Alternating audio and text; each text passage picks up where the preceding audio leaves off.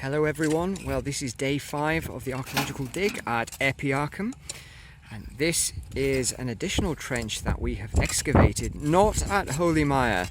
This is what we are calling vicus East, or vicus 3. So this is a large L-shaped trench. There's the hills behind.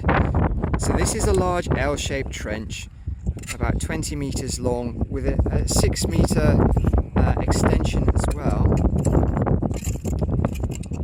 On the east side of the fort, close to the junction with the road coming out of the fort. If we look up the bank, the fort is up there. Can't see very well, but there's a road coming out of the east gate of the fort, and it meets the Maiden Way, which is that great north-south arterial route. And where that junction lies, there appears to be basically buildings, or a kind of ladder or a strip settlement running alongside the road. You can see that quite clearly on the geophysics. You can't see the road very clearly on the geophysics, but the road is very clear on LiDAR. So it looks like there might be vicus buildings. Now we knew there were vicus buildings. The main portions of the vicus are clear as a bell on the geophysics, on the west side and on the north, kind of north by northwest side of the fort. This is additional vicus buildings that are not in the scheduled zone, so we have permission to excavate. So the idea is, with this extension, that we should get up to the Maiden Way, the main Roman road, and then try and find some of these buildings in the long trench. So there should be perpendicular walls, a series of them in theory, we'll see, running along there. So it's quite exciting, and already we are finding bits of cobbled surface. Look down here, there's bits of cobbling and rocks, fairly flat, and we're finding bits of Roman pottery and bits of Roman glass. So that's encouraging, but it's early days, so we'll wait and see what happens.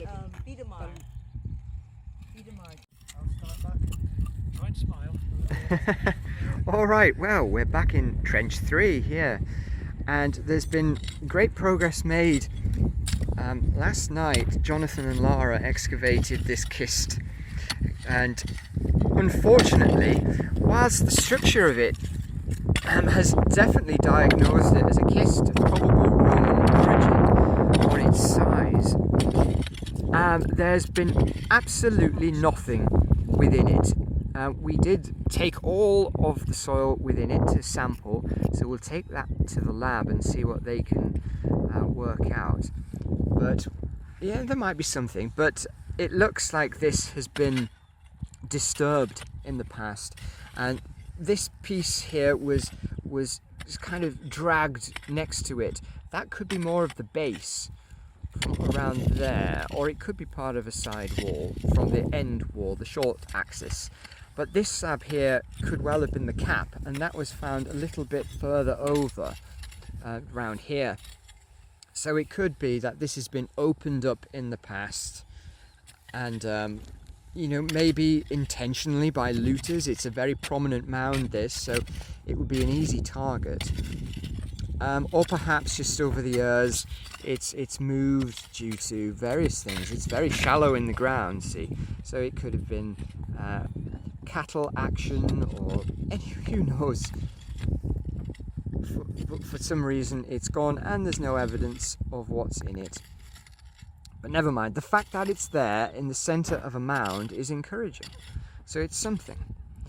Right now, because we think this mound is artificial in a sense, so we're boxing a big long section across a long axis opposite the kist here, just to try and record it and try and understand how it was constructed.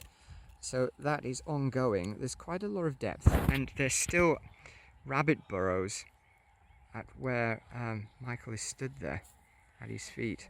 So there's a fair way to go. So we'll see what we can find.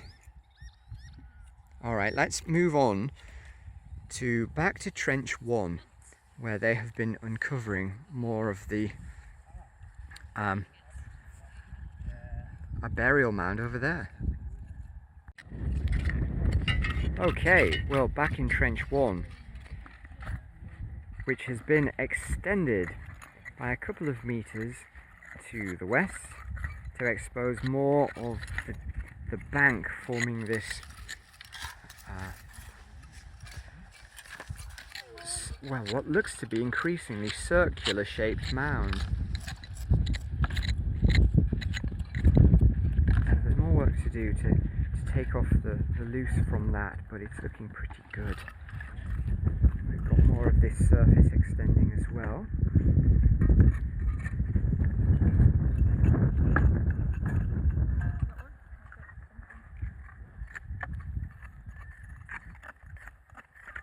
So that's very interesting.